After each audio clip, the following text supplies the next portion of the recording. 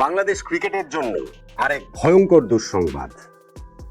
ICC president জয় শাহর সঙ্গে ভারতীয় ক্রিকেট বোর্ডের আজকে একটা মিটিং হয়েছে না, এবং সেই মিটিং এর যে আউটকাম ক্রিকেট বিষয়ক খুবই রেপুটেড ওয়েবসাইট ক্রিকবাজ ছাপিয়েছে। যেই ক্রিকবাজ প্রথম নিউজটা করেছিল যে বাংলাদেশের খেলাগুলো ভারত থেকে শ্রীলঙ্কায় সরিয়ে নিতে আইসিসির আপত্তি নেই, সেই ক্রিকবাজ আজকে মিটিং এর আউটকাম জানাচ্ছে যা তাতে আমাদের জন্য আসার কিছু নেই। তাতে বাংলাদেশে টি-20 বিশ্বকাপ খেলার সম্ভাবনাটা বরং আরো কমে যাচ্ছে। আপনি এটাকে নানানভাবে ব্যাখ্যা করতে পারেন। বাংলাদেশের দাবির যৌক্তিকতা যে কত প্রবল সেভাবে আপনি চাইলে ব্যাখ্যা করতে পারেন, কিন্তু বটম লাইনটা কি? বটম লাইন হচ্ছে ভারত থেকে বাংলাদেশের ম্যাচের বিশ্বকাপ ভেন্যুগুলো শ্রীলঙ্কায় সরিয়ে নিচ্ছে না আইসিসি। ক্রিকবাজের রিপোর্ট সেইটাই বলছে। আর যদি ভেন্যু পরিবর্তন তারা করবে, কিন্তু ভেন্যু পরিবর্তন করে যদি দেশ পরিবর্তন না করে, ভারত থেকে যদি শ্রীলঙ্কায় খেলা না নিয়ে যায়, তাহলে তো বাংলাদেশ টি-20 বিশ্বকাপ খেলবে না। বাংলাদেশের ওই অবস্থান পরিবর্তন হওয়ার তো কোনো চান্স নেই। এই যে একটা মুভ ভারতীয় ক্রিকেট বোর্ডের সঙ্গে আলোচনার মাধ্যমে আইসিসি নিল, সেইটা কি তাদের আইনি সুরক্ষা দেওয়ার জন্য কেবলমাত্র? সেটা যেন তারা লিগালি ঠিক থাকে, বাংলাদেশকে টি-20 বিশ্বকাপে খেলানোর তাদের সর্বোচ্চ চেষ্টা করেছে, সেই জায়গাটা ঠিক রাখার জন্য? ওইগুলো অনেক রকম ব্যাখ্যা বিশ্লেষণের জায়গা রয়েছে। তবে ক্রিকবাজের ওই প্রথম রিপোর্ট দেখে যদি আমরা উল্লসিত হই যে বাংলাদেশের ম্যাচ ভারত থেকে শ্রীলঙ্কায় সরিয়ে নিতে আইসিসির আপত্তি নেই, তাহলে আজকে ক্রিকবাজের এই রিপোর্ট দেখে বাংলাদেশের আশঙ্কার যথেষ্ট কারণ রয়েছে। বাংলাদেশ ক্রিকেট বোর্ড অবস্থান পরিবর্তন করবে না ভারতে না খেলার ব্যাপারে, কারণ এই ডিসিশন বাংলাদেশ ক্রিকেট বোর্ডের না, এই ডিসিশন বাংলাদেশের এই অন্তর্বর্তীকালীন সরকারের, যারা আর এক মাস পর চলে যাবে। ফলে ভারতের মাটিতেই যদি আইসিসি বাংলাদেশকে খেলাতে চায় ভেন্যু পরিবর্তন করে হলেও, টি-20 বিশ্বকাপে বাংলাদেশ খেলবে না। টি-20 বিশ্বকাপে বাংলাদেশে খেলার সম্ভাবনাটা আমি আরো কম দেখতে পাচ্ছি। এতদিন তো বলেছিলাম 5%, এখন মনে হয় সেটা আরো একটু কমে গেল। ক্রিকবাজের নিউজটা যদি আমরা একটু দেখি যে সেইখানটাতে তারা কি বলছে, তারা বলছে যে আজকে যে রিপোর্ট আলোচনাটা হয়েছে জয় শাহর সঙ্গে ভারতীয় ক্রিকেট বোর্ডের, সেইখান থেকে বাংলাদেশের জন্য বিকল্প দুইটা ভেন্যুর কথা বলা হয়েছে, চেন্নাই এবং থিরুভানান্থপুরম। এই দুইটা ভেন্যুর কথা আসলে বলা হয়েছে যে সেখানে বাংলাদেশের ম্যাচগুলো হবে, এবং ওই তামিলনাড়ু ক্রিকেট অ্যাসোসিয়েশন এবং কেরালা ক্রিকেট অ্যাসোসিয়েশন যাদের আন্ডারে এই ভেন্যুগুলো, তাদেরকে ওই ম্যাচেসটা রিলে করা হয়েছে, এবং সেইখানটাতে তাদের দিক থেকে কোনো অসুবিধা নেই, বাংলাদেশের ম্যাচ তারা আসলে হোস্ট করতে পারবে। কিন্তু পয়েন্ট যেটা, সেটা হচ্ছে কি যে বাংলাদেশ তো এইখানটাতে আমরা ভারতের ভেন্যু চেঞ্জের দাবি তো তুলি নাই। কলকাতায় বাংলাদেশের 3টা ম্যাচ, মুম্বাইতে বাংলাদেশের 1টা ম্যাচ, ভেন্যু চেঞ্জ করলে আমরা খেলবো কিনা এই প্রশ্ন তো specifically Bangladesh cricket board president Aminul Islam Bulbul ভাইকে জিজ্ঞেস করা হয়েছে, এবং তিনি স্পেসিফিক্যালি অ্যান্সার দিয়েছেন যে ওই ভেন্যুগুলো তো ভারতে, তাই না? সো আমরা ভারতের না খেলার ব্যাপারে অনড় রয়েছি।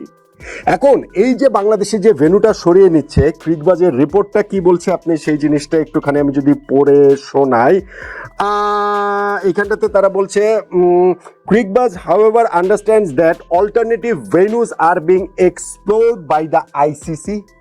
যে ক্রিকবাজ এটা আসলে তাদের আন্ডারস্ট্যান্ডিং হচ্ছে গিয়ে বিকল্প ভেন্যুর কথা আইসিসি আসলে এক্সপ্লোর করে দেখছে ব্যাপারটা, and it is unlikely they will be in Sri Lanka where Bangladesh insist on play, এবং সেই বিকল্প ভেন্যুটা শ্রীলঙ্কা হওয়াটা হচ্ছে গিয়ে আনলাইকলি, যেখানে বাংলাদেশ খেলতে চাইছে। শুধু এই জায়গাটাতে না, রিপোর্টের শেষ দিকে এসেও কিন্তু ক্রিকবাজ এইটা আবার রিপোর্ট করেছে, মানে তারা এটা লিখেছে, এবং তারা লিখছে যে the chances of the ICC accommodating the BCB's request to shift its fixture to Sri Lanka, মানে এই চান্সটা বিসিবির যে অনুরোধ আইসিসির কাছে তাদের ফিক্সচারগুলো শ্রীলঙ্কায় শিফট করার ব্যাপারে, উড অ্যাপিয়ার স্লিম।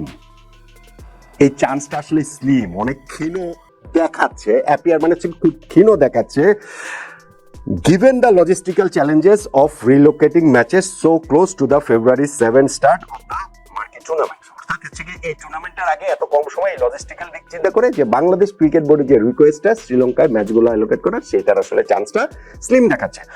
দুইবার কিন্তু তারা এই জিনিসটা তাদের এই রিপোর্টের মধ্যে উল্লেখ করেছে, এবং বিকল্প দুইটা ভেন্যুর কথাও এই জায়গাটাতে তারা বলেছে যে ওই দুইটা বিকল্প ভেন্যুতে বাংলাদেশের ম্যাচগুলো আয়োজিত হতে পারে। আমি যেটা বলছিলাম, আইসিসির পক্ষ থেকে এইটা একটা মুভ হতে পারে এই রকম যে বাংলাদেশের ওই সিকিউরিটি এনশিওর করার জন্য ইভেন আমরা ভেন্যু চেঞ্জ করে দিচ্ছি, যদিও বাংলাদেশের দিক থেকে ভেন্যু চেঞ্জের কোনো রিকোয়েস্ট ভারতের মাটিতে রয়েছে বলে আমার কাছে মনে হয় না, এবং আমি যতটুকু জানি ওরকম কোনো রিকোয়েস্ট নাই, কিন্তু তারপরেও তারা সেটা করছে এবং ওইখানটাতে ডেফিনেটলি তারা বাংলাদেশকে রাষ্ট্রীয় পর্যায়ের সিকিউরিটি তো অবশ্যই দেবে।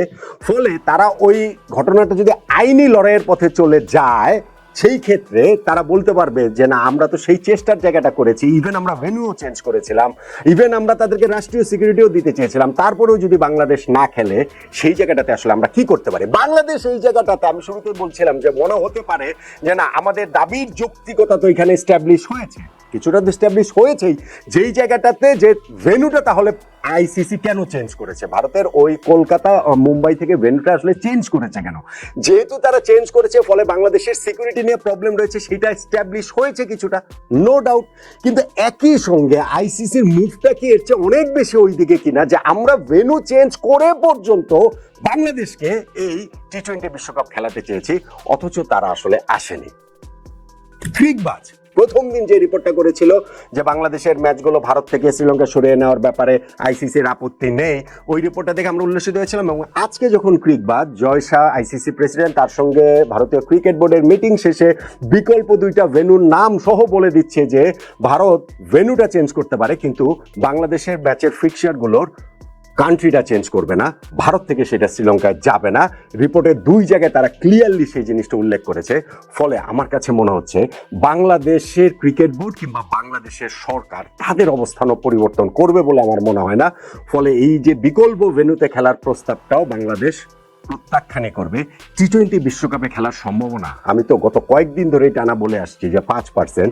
আজকে এই রিপোর্ট দেখার পর যদি এই রিপোর্ট সত্যি হয় তাহলে কিন্তু সেটা ক্লোজ টু 0% চলে গেছে। এইটাই যদি আইসিসির ডিসিশন হয় তাহলে সেটা আসলে ক্লোজ টু 0%, এবং এটা কোনো মিরাকল ছাড়া বাংলাদেশের এই টি-20 বিশ্বকাপ খেলার আমি কোনো সম্ভাবনার জায়গাটা দেখি না। হয়তোবা আমাদের দেশের যারা এই ঘোরটা পাকিয়েছেন, যারা ঘটনাটাকে টেনে এত দূর নিয়ে গেছেন, অবশ্যই সেইটা শুরুটা ভারত করেছিল, তাদের রাজনৈতিক ফায়দা লোটার জন্য করেছিল, মুস্তাফিজুর রহমানকে বাদ দিয়ে সেটা করেছিল আইপিএল থেকে, এবং সেই ফায়দাটা আবার আমাদের এই সাইড থেকে যারা ওই একই রকম ভাবে মানুষের আবেগটাকে কাজে লাগিয়ে রাজনৈতিক ফায়দা হাসিল করার চেষ্টা করছেন, সম্ভবত তাদেরই বিজয় হচ্ছে, সম্ভবত ক্রিকেটটাই হেরে যাচ্ছে, সম্ভবত টি-20 বিশ্বকাপে বাংলাদেশের খেলা হচ্ছে না। ক্রিকবাজের এই রিপোর্টটা যদি ঠিক হয়।